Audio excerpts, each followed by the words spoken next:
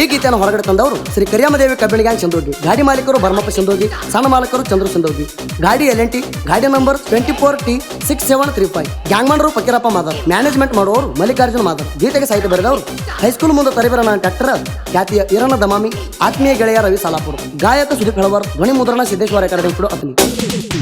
ಕರಿಯಮ್ಮ ದೇವಿ ಕಬ್ಬಿಣ ಗ್ಯಾಂಗ ಚಂದೋಗಿ ಊರಾಗ ನಾವೇ ಕಿಂಗ,